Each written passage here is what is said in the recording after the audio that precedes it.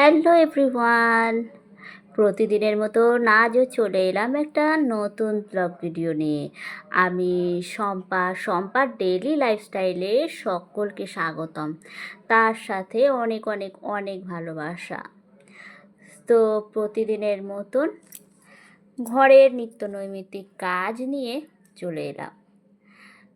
তো আজ হলো সোমবার, সপ্তাহের প্রথম দিন।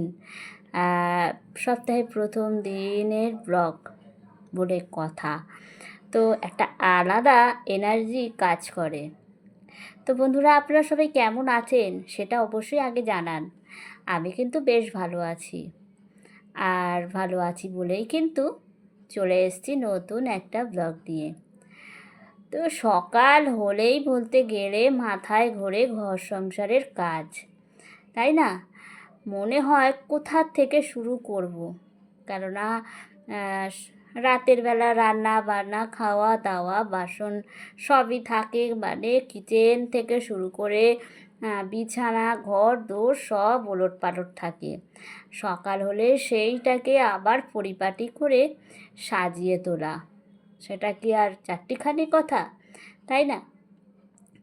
আর কিচেন, যেটা আমাদের হাউসওয়াইফদের মানে বেশিরভাগ সময়টাই কেটে যায়। তো কিচেন সে যেরকমই হোক না কেন, সুন্দর করে নিজের মতন মনের মতন করে সাজানো গোছানো থাকলে একটা আলাদাই শান্তি পাওয়া যায়, তাই না? আমার তো তাই হয়। কিচেন যদি এলোমেলো থাকে বা কোথাও নোংরা থাকে, আমার মানে থাকতে পারি না কতক্ষণ সেটা পরিষ্কার করব, ক্লিন করব। এই চিন্তায় বলতে গেলে আমার রাতের ঘুমই উড়ে যায় যে কখন সকাল হবে, তারপর আমি কাজগুলো করব। তো গতকালকে রাতে রান্নাবান্না তো হয়েইছে, রুটি হয়েছে, তরকারি হয়েছে, দুধ গরম হয়েছে, সবই হয়েছে। তো গ্যাসে মানে বোঝাই যাচ্ছে রান্না হওয়ার পর কী অবস্থা হয়, বিশেষ করে রুটি করলে আটাগুলো চারদিকে ছড়িয়ে ছিটিয়ে থাকে গ্যাস ওভেনে, গ্যাস টেবিলে। তো সেগুলোই সকালে ভালো করে পরিষ্কার পরিচ্ছন্ন করছি। আর আর শুধু তো এটাই নয়, সকাল হলে বললাম চারিদিকে কাজকর্ম, আর সেই সব কাজকর্ম এক এক করে করে নিতে হবে আমাকে চট জলদি। অনেকটা ভোরে উঠেছি প্রতিদিনের মতন আজও অনেকটা ভোরেই উঠেছি। আসলে অলসতা করে শুয়ে থেকে দেরিতে উঠে ঘরদোর পরিষ্কার করে গোছানো আমার মনে হয় না। মানে অলসতা ছেড়ে যদি সকাল সকাল ঘুম থেকে ওঠা যায়, তো আমার সংসারে মানে সকালে অনেকটাই কাজ থাকে, বাসি কাজ আমার অনেকটাই। তো তার জন্য আমি চেষ্টা করি সকাল সকাল ঘুম থেকে উঠে কাজগুলো ধীরে সুস্থে পরিপাটি পরিষ্কার করে করতে। সেই রকমই। তো এদিকে আমার কিচেনের মানে গ্যাস টেবিল, গ্যাস ওভেন, বাসি সব বাসন কোসন সব মেজে ঘষে কিন্তু উপর দিয়ে দিয়েছি। খাবার টেবিলটাও সেটাও পরিষ্কার টরিষ্কার করে এবার চলে এসেছি জলগুলো ভরতে। তো আমরা হাউসওয়াইফ, আমাদের কাজ হচ্ছে সংসারের প্রতিটা কোণা, সংসারের প্রতিটা কাজ, রান্না বান্না, বাড়িতে বাচ্চাদের দেখাশোনা, হাজব্যান্ডকে টাইমে খাবার দেওয়া, বয়স্ক গুরুজনদের সেবা শুশ্রূষা করা, টাইমে খাবার দেওয়া, ওষুধ দেওয়া, সবটাই আমাদের ওপরেই কিন্তু দায়িত্ব থাকে। আমরা হলাম হাউসওয়াইফ, মানে পুরো হাউসটাকে আমরাই কিন্তু পরিচালনা করে থাকি।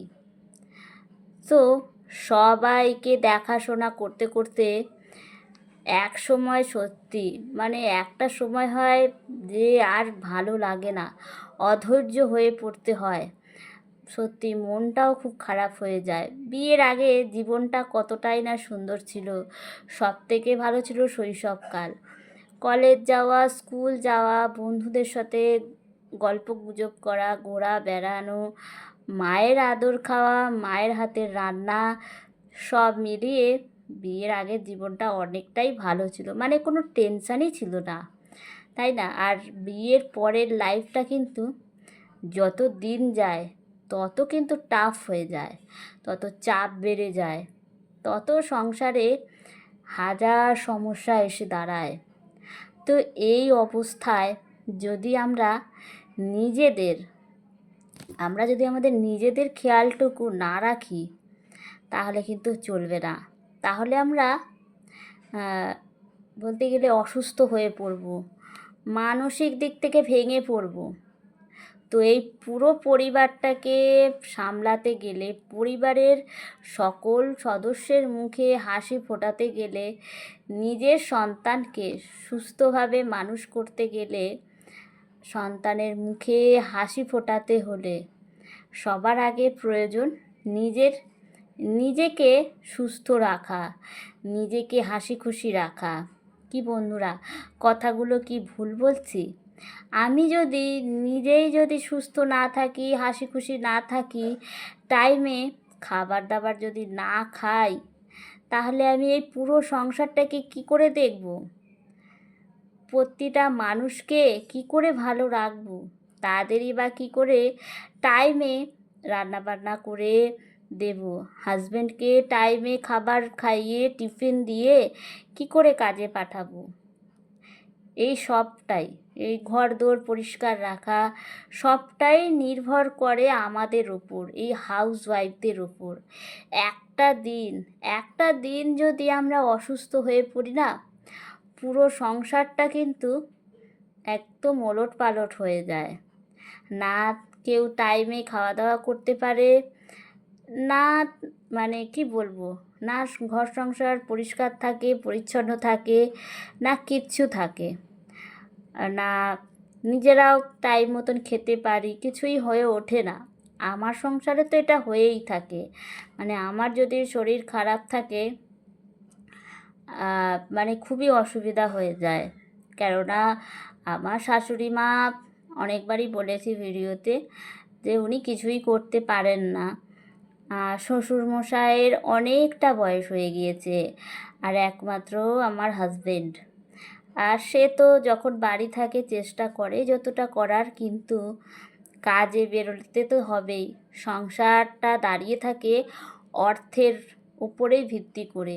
তো অর্থ জোগাড় করার জন্য তাকে তো কাজে বেরোতেই হবে। তো সে সবসময় ঘরে থাকতে পারে না। আর আমরা হলাম মধ্যবিত্ত পরিবার, কাজে না গেলে দুটো পয়সা আসবেই বা কী করে সংসারে? আর সংসারটা আমি চালাবই বা কী করে? তা সেজন্যই আমি যদি অসুস্থ হয়ে পড়ি, আমার সংসার একদম অচল হয়ে পড়ে। খুবই, মানে পুজো পর্যন্ত দেওয়া হয়ে ওঠে না। পুজো দিতে দিতেও কখনো সন্ধ্যা হয়ে যায় ঠাকুরকে ভোগ দিতে, কখনো আবার তাড়াতাড়িও হয়ে গেল, কখনো হয়তো পুজোই দেওয়া হলো না, এরকমও হয়ে থাকে। মানে কি বলবো? তা সেই জন্য আমি সবসময় ভাবি যে আমাকে নিজেকে খেয়াল রাখতে হবে, যত্ন রাখতে হবে। কেননা আমাকে খেয়াল রাখার মতন, বা বেশিরভাগ হাউসওয়াইফদেরই খেয়াল রাখার মতন সেরকম কেউ নেই। তো আমি যদি অসুস্থ হয়ে পড়ি তাহলে চলবে না। তাই নিজেকে সবসময় টাইম মেনটেন করে খাওয়া দাওয়া করতে হবে, টাইম মেনটেন করে সমস্ত কাজ করতে হবে। আর নিজেকে যত্ন তো অবশ্যই প্রয়োজন। নিজের যত্ন নিজে নিতে না পারলে অন্যকেও ভালো রাখা যায় না। নিজেরকে হাসি খুশি রাখতে হবে, যেটা নিজের পছন্দ তো সেই কাজটা করতে হবে। তো এদিকে বন্ধুরা শ্রাবণ মাস তো পড়ে গেছে, তো আমি সেটাই দেখালাম। আমি কিন্তু সবুজ চুড়ি পরে ফেলেছি। সবুজ চুড়ি আমিও পরেছি, প্রায় প্রতি বছর পরি না, গত 2-1 বছর থেকে আমি পরছি। তো এদিকে যাই হোক, স্নান সেরে নিয়েছি। এবার চলে আসা যাক আমার ব্লগ নিয়ে। তো চা করলাম, স্নান সেরে পুজো টুজো দিয়ে নিয়েছি, দিয়ে এবার মিস্ত্রি দাদাভাইরা এসছে, প্লাস শ্বশুরমশাই শাশুড়ি মাকে চা করে দিলাম, টিফিন করে দিলাম সুজি। ওনারা মানে সুজি খাবে আজকে বলেছেন, তো ওনাদের জন্য একটু সুজি করে দিলাম। হাজব্যান্ডকে মানে গতকালে একটু রুটি ছিল এক্সট্রা, তো সেটা হাজব্যান্ডকে দিয়ে দিলাম রুটি। তো সবাইকে মোটামুটি ব্রেকফাস্ট দিয়ে এবার আমি আমার জন্য একটু সুজি করেছিলাম আর রুটিও ছিল, সেটাই ব্রেকফাস্টে খেয়ে নিচ্ছি। আর এই গরম গরম সুজি ভীষণ ভালোই লাগলো খেতে। তো ব্রেকফাস্ট সেরে এবার চলে এলাম রান্না বান্না, যেটা আমাদের সংসারে সব থেকে যেটা বড় কাজ, রান্না বান্না। তো সেটাই আজ হলো সোমবার, বললাম যে আজ সোমবারের ব্লগ ভিডিও। তো সোমবার মানেই হচ্ছে আমাদের বাড়িতে নিরামিষ খাওয়া দাওয়া। তো নিরামিষের মধ্যে আজকে করছি ডাল, মুগের ডাল। মানে নিরামিষের দিনগুলো আমার হাজব্যান্ডকে ডাল করে দিতেই হবে, ডাল না দিলে মানে খেতেই পারে না। তো ডাল তো অবশ্যই রয়েছে। আর ফ্রিজে ছিল একটু নারকেল, তো ভাবলাম নারকেলটা নষ্ট হবে, একটু নারকেলের বড়া করা যাক। তো সেটাই করছি। তার সাথে কাঁকরোল আলুর তরকারি করেছি। আর এখন করছি কুমড়ো দিয়ে, ঝিঙে দিয়ে, আলু দিয়ে একটা সবজি তরকারি। এটা আমার শ্বশুরমশাইয়ের ভীষণ পছন্দের একটা তরকারি। এই তরকারিটা মানে খেতে খুব ভালোবাসেন। তো আমার হাজব্যান্ড বললো যে আজকে এই তরকারিটা সাথে করো, বাবা খুব খেতে ভালোবাসে। তো যখন বলেছে তো আবদারটা তো মেটাতেই হবে। তো সেটাই এই তরকারিটা করছি, দেখা যাক শ্বশুরমশাইয়ের পছন্দ হয় কি না। তো এদিকে আমার রান্না বান্না সব কমপ্লিট হয়ে গেছে। কমপ্লিট করে এবার আমি চলে এসেছি আপনাদের আমার রান্না বান্নার ফাইনাল লুক নিয়ে। কাঁকরোল আলুর তরকারি দেখিয়ে দিলাম, পাতলা করে ঝোল করেছি। আর এই যে মুগের ডাল, শুকনো লঙ্কা জিরে ফোড়ন দিয়ে করেছি, তেজপাতা ফোড়ন দিয়ে মুগের ডাল। আর এই যে সেই সবজির তরকারি, ঝিঙে দিয়ে, আলু দিয়ে, কুমড়ো দিয়ে, আর একটু কাঁচা লঙ্কা দিয়েছি। একদম অল্প মশলা দিয়ে করেছি, মশলা একদমই বেশি দিইনি, হালকা মশলা। আর এই যে গন্ধরাজ লেবু, যেটা নিরামিষের দিনে। আর এই যে এটা তো ভুলেই গেছি বলতে, নারকেলের বড়া অর্ধেক ভেজে রেখেছি, শুধু খেতে দেওয়ার আগে আর একবার করে ভেজে নেব। তো এই হচ্ছে আজকে আমার সিম্পল নিরামিষ মেনু। আর নিরামিষের দিনগুলো যেটা বলতে যাচ্ছিলাম, গন্ধরাজ লেবু ছাড়া আমার বাড়িতে কেউ খেতেই পারে না। তাই নিরামিষের দিনগুলো গন্ধরাজ লেবুটা লাগে। গরম গরম ভাত, তার সাথে ডাল, মুগের ডাল একটু ঘন ঘন করে, আর গন্ধরাজ লেবু চটকে খেলে যা স্বাদ আসবে, সেটা আমাকে আর আলাদা করে মুখে বলতে হবে না বন্ধুরা। আমরা সেই স্বাদটা কিন্তু সবাই জানি, সবাই চিনি। আর এইদিকে দেখুন বন্ধুরা, বৃষ্টি কিন্তু হয়েই যাচ্ছে। প্রতিদিন প্রতিদিন 2-3 বার বৃষ্টি হবেই। সকাল থেকে ওয়েদারটা ভালোই ছিল, বেশ হালকা রোদও ছিল, সবই ছিল। হঠাৎ 1টা থেকে একদম অন্ধকার হয়ে এসেছে আকাশ, আর বৃষ্টি। তারপর খাওয়া দাওয়া সেরে নিয়েছি, সবাই খাওয়া দাওয়া করে নিয়েছি, শ্বশুরমশাই, শাশুড়ি মা, আমরা দুজনে। তো খাওয়া দাওয়া করে বৃষ্টি পড়ছে দেখে, মানে প্রচুর বৃষ্টি হয়েছে, হাজব্যান্ড আর এই বেলায় কাজে বেরোতে পারেনি। তো এনেছিল কাজ থেকে আসার সময় ডাসা পেয়ারা। পেয়ারাটা এত ভালো খেতে, মিষ্টি যেমন তেমন হালকা হালকা একটু টক টক ছিল, আর একদম ডাসা। আর এই পেয়ারাটা আমি মেখে ফেলেছি সব কিছু দিয়ে, বিট লবণ, কাসুন্দি, একটু লঙ্কার গুঁড়ো ছড়িয়ে দিয়েছি, দারুণ টেস্টি হয়েছে। তো ভীষণ ভালোভাবে আজকে দিনটা তো মোটামুটিভাবে কাটালাম। আর বাইরে এদিকে বৃষ্টি হচ্ছে, মেঘলা আকাশ। তো যাই হোক, ভিডিওটার বেশি বড় করছি না বন্ধুরা। আর আমার ভিডিও আপনাদের কেমন লাগে অবশ্যই জানাবেন। সবাই ভালো থাকবেন, সুস্থ থাকবেন, সবাইকে টাটা।